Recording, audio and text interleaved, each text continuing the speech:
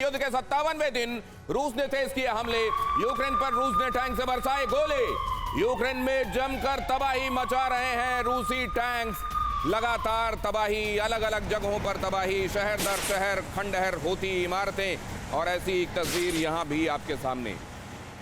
लोग ये सोच रहे हैं कि क्या अब ये यूक्रेन के लिए थम जाएगा, क्या रूस यहीं पर रुक जाएगा, या यहां से तो बात शुरू हुई है, यहां से अब एस्केलेशन होगा और मामला क्या वर्ल्ड वॉर की तरफ बढ़ जाएगा। फिलहाल हथियारों की जो होड़ है, जो खतरनाक विभीषक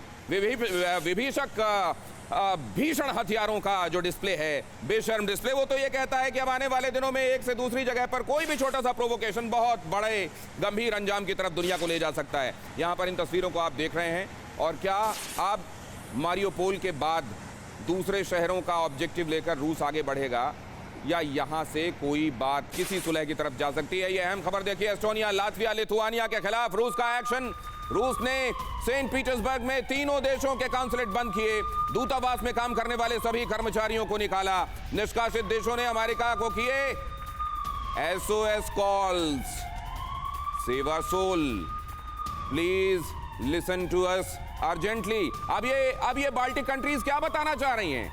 कोई कसर नहीं छोड़ी है इन्होंने रशिया को प्रोवोक करने में। एक अहम इंफॉर्मेशन मैं आपके साथ बांटने वाला हूं, लेकिन रूस का यहां गुस्सा खास तौर से आपने देखा जब स्वीडन और फिनलैंड ने कहा कि हम भी नेटो की तरफ जाएंगे। रूस ने कहा तो फिर किसी भी तरह के रिपरकशन के लिए आप जिम्मेदार होंगे। फिर मिसाइलों के पास और परमाणु बमों के पास रहने की आदत आप डाल लीजिए। इधर इन तीनों कंट्रीज के, बाल्टिक कंट्रीज के राजदूतों को निकालने के बाद क्या संदेश देने की कोशिश की गई है? तनाव घट रहा है या बढ़ रहा है हर गुजरते दिन के साथ? यह अहम खबर देखिए। मारियोपोल में रूस यूक्रेन के बीच विध्वंसक जंग जारी है। अज़ोव बटालियन ने रूस के टैंक पर बम बरसाए हैं। अज़ोव बटालियन के अटैक में धू धू कर जला है रशियन टैंक। अज़ोव बटालियन अब भी आप देखें कितना दम दिखा रही है। ये जो कहा जा रहा है सक्सेसफुली लिबरेटेड, और उधर अज़ोव बटालियन का ये हमला, ये क्या दिखाता है पीके घोष सर? ये यही दिखाता है कि वो अभी तक गोरिल्ला टैक्टिक्स को इस्तेमाल कर सकते हैं और काफ़ी हानि पहुंचा सकते हैं। और एक बात मैं कह दूं, आपने अभी कहा वॉर टूरिज्म, इंफॉर्मेशन वॉरफेयर जो है पूरे वॉर में एक बहुत महत्वपूर्ण पार्ट लेता है। और मेरे ख्याल में यूक्रेन इंफॉर्मेशन वॉर में तो जीत गया है। रूस का जो इंफॉर्मेशन वॉरफेयर है वो मेरे ख्याल में काफ़ी हद तक पीछे है, और जो भी होता है वो रूस मेरे ख्याल में अपने। तो क्या रूस इंफॉर्मेशन वॉरफेयर में पीछे पड़ रहा है? क्या ये पश्चिमी देशों के समर्थन के साथ यूक्रेन इस बारे में बाजी मार रहा है? क्या ये अहम खबर मैं आपको दिखाता हूं और उसके बाद इस पर चर्चा करेंगे। लुहांस्क पर फतह का पुतिन प्लान डी।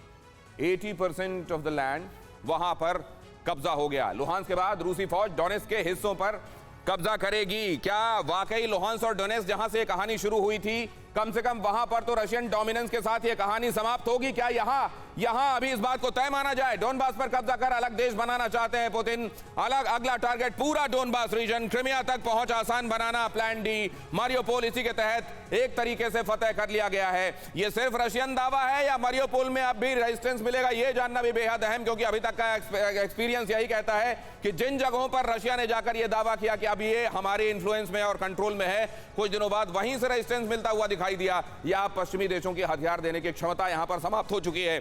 डोनबास पर कब्जा कर अज़ोव सागर पर फुल कंट्रोल करना चाहता है। कम से कम सी ऑफ अज़ोव को पूरी तरह अपने कब्जे में, अज़ोव सागर पर कंट्रोल कर क्रिमिया पर भी पकड़ मजबूत बनाए रखेगा रूस। ये भी बेहद अहम ऑब्जेक्टिव।